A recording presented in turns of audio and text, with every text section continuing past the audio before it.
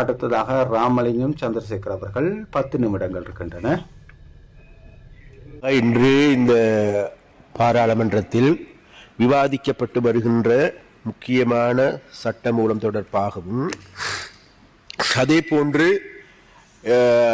இந்த விவாதம் தொடர்கின்ற போது இந்த சபையிலே முன்வைக்கப்பட்டுகின்ற கருத்துக்களும் அதே போன்று எங்கள் மீதான விமர்சனங்கள் தொடர்பாகவும் ஒரு சில வார்த்தைகளை சொல்லியாக வேண்டும் என்றே நான் நினைக்கிறேன். அந்த வகையில் சபாநாயகர் அவர்களே, உறுப்பினர் அவர்களே, எங்களுக்கு எல்லோருக்குமே தெரியும் இந்த மாதம் என்பது, அதாவது மே மாதம் 20ஆம் திகதி என்பது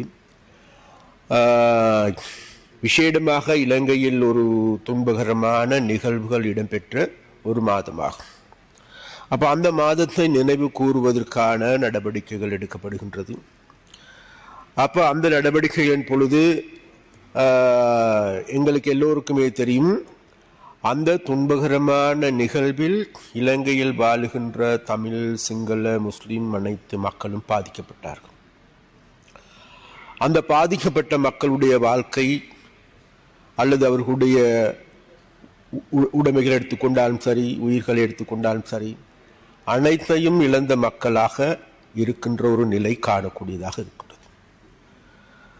அந்த வகையில் எங்களுக்கு எல்லோருக்குமே தெரியும், இன்றைக்கு அந்த விதமான ஒரு கொடிய யுத்தம் முடிவடைந்து இன்றைக்கு 16 வருடங்கள் ஆகின்றது.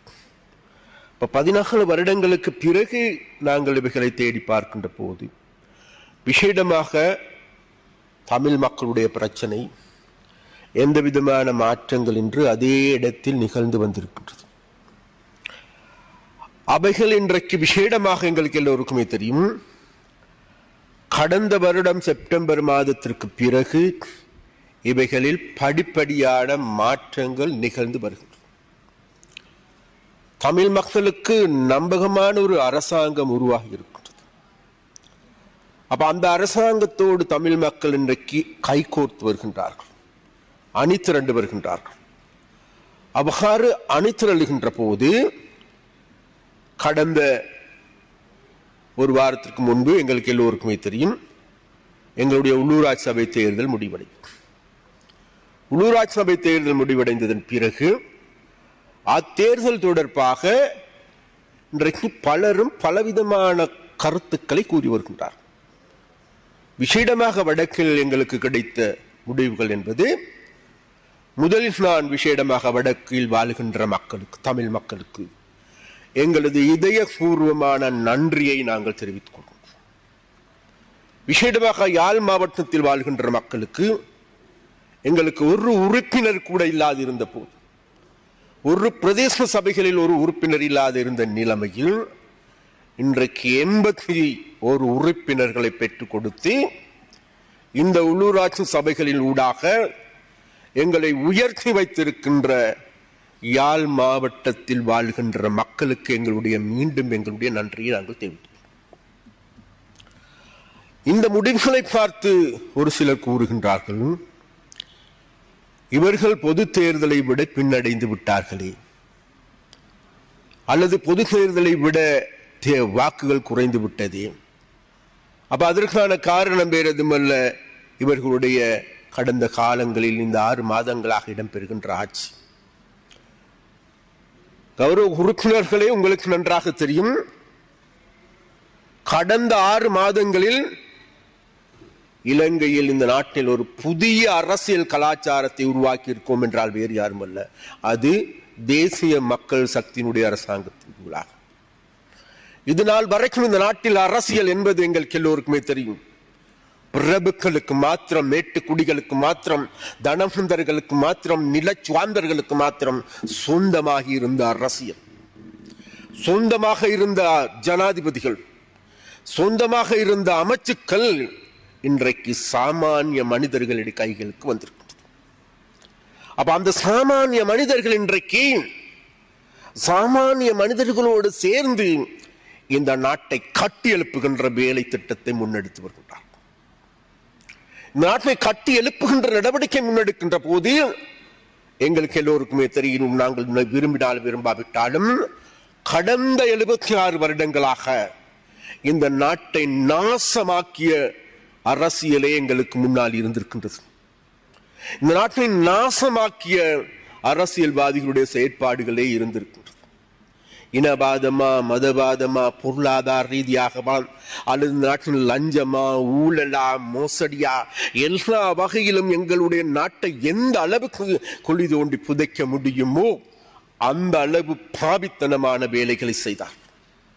அதில் விசேடமாக தமிழ் மக்கள் இன்றைக்கு 30 வருடங்களுக்கு பின்தள்ளப்பட்ட மக்களாக இருக்கின்றார். எந்த விதமான அபிவிருத்திகளும் முன்னெடுக்கப்படாத மக்களாக இருக்கின்றார். அதனால் இன்றைக்கு விசேடமாக தமிழ் கட்சிகள் குறிப்பிடுகின்றார்கள், தமிழ் மக்களுடைய இருப்பு கேள்விக்குறியாகி இருக்கின்றது. உண்மையிலே நாங்களும் சொல்லுகின்றோம், தமிழ் மக்களுடைய இருப்பு கேள்விக்குறியாகி. எவ்வாறு இந்த இருப்பு கேள்விக்குறியாகி இருக்கின்றது?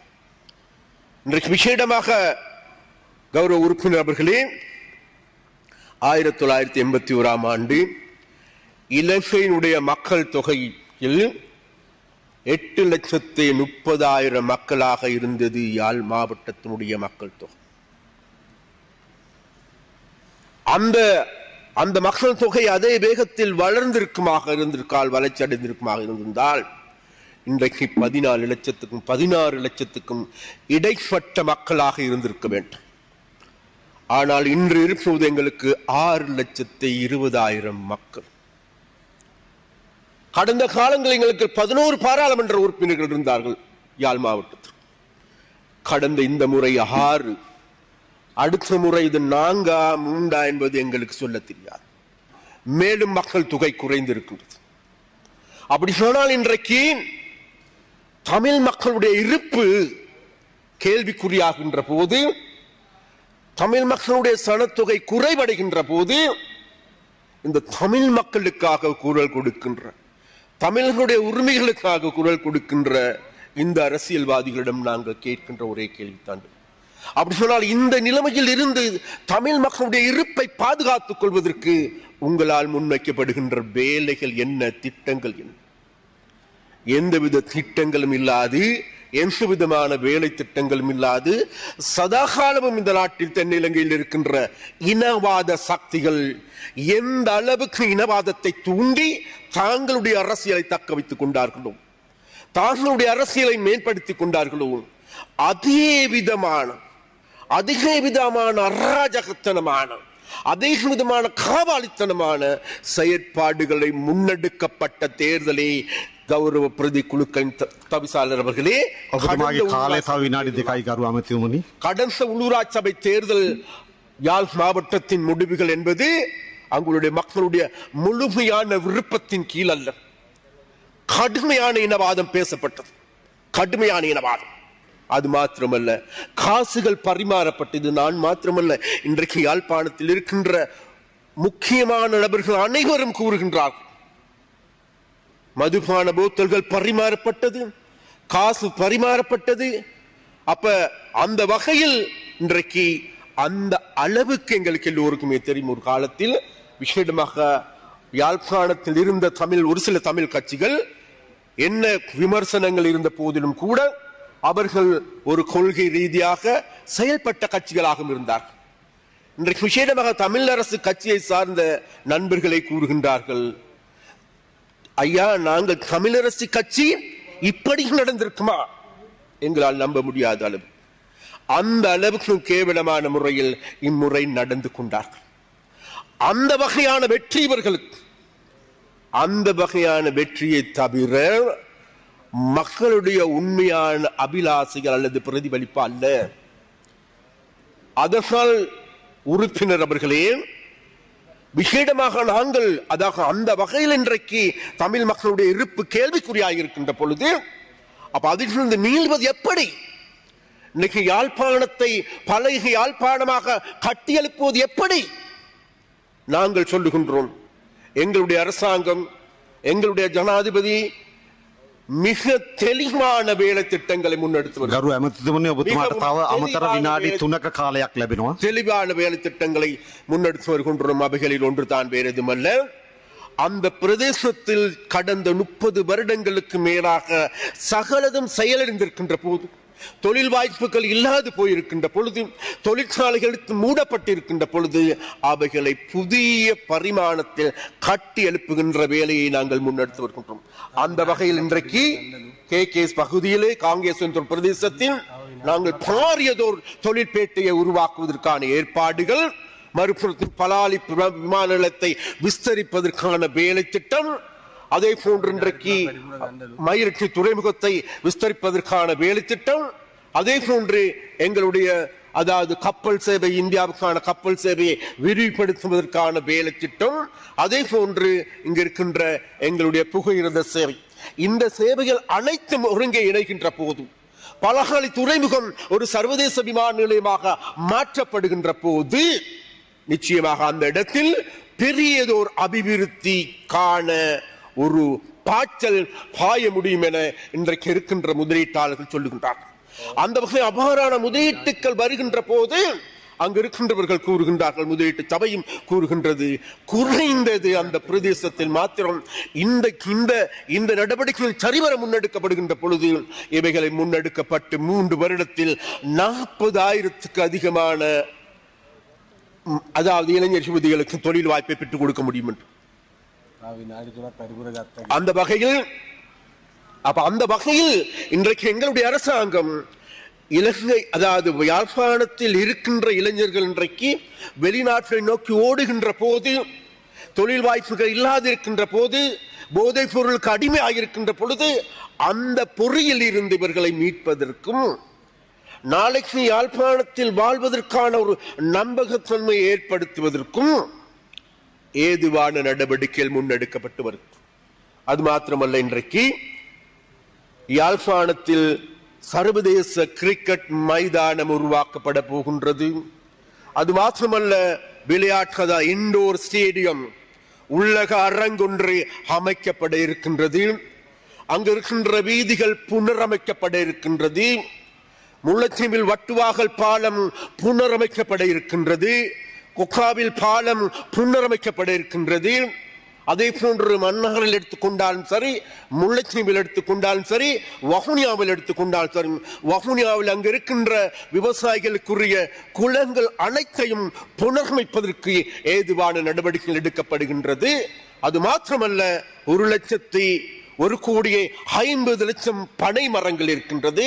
இன்றைக்கு பனை அபிவிருத்தி சபையின் மூலமாக இன்றைக்கு அதில் பாரிய வேலை திட்டங்களை முன்னெடுப்பதற்கும், அந்த வேலை திட்டத்தின் மூலமாக புதிய தொழிற்சாலைகளை நிர்மாணிப்பதற்கு ஏதுவான நடவடிக்கைகளும் எடுக்கப்பட்டு வருகின்றன. அந்த வகையில் இவ்வகையான வேலை திட்டங்கள் முன்னெடுக்கின்ற பொழுது நிச்சயமாக அதன் பிறகு யாழ்ப்பாணத்தில் அல்லது வடகிழக்கில் வாழ்கின்ற தமிழ் இளைஞர்களுக்கு, யுவதிகளுக்கு இலங்கையில் வாழலாம், இலங்கையில் வாழ முடியும் என்கின்ற ஒரு நம்பகத்தன்மை ஏற்படுத்த முடியும் என நாங்கள் நம்புகின்றோம். அப்போதுதான் தமிழ் மக்களுடைய இருப்பு பாதுகாக்கப்படும். அதனால் தமிழ் மக்களுடைய இருப்பை பாதுகாப்பதாக கூறிக்கொண்டு இன்றைக்கு தமிழ் மக்களுடைய இருப்பை சீர்குலைக்க நடவடிக்கையில் எடுக்கின்ற அரசியல்வாதிகளை இனக்கண்டு கொள்ள வேண்டும் என்றும், அதே நேரத்தில் தமிழ் மக்களுடைய உண்மையான இருப்பினை தக்க வைத்துக் கொள்வதற்கும் பாதுகாப்பதற்கு ஏதுவான நடவடிக்கைகள் எடுப்பது வேறு யாருமல்ல, தேசிய மக்கள் சக்தியுடைய அரசாங்கம் தான் என்பதையும் கூறிக்கொள்ள விரும்புகின்றோம். உறுப்பினர்கள் நன்றி.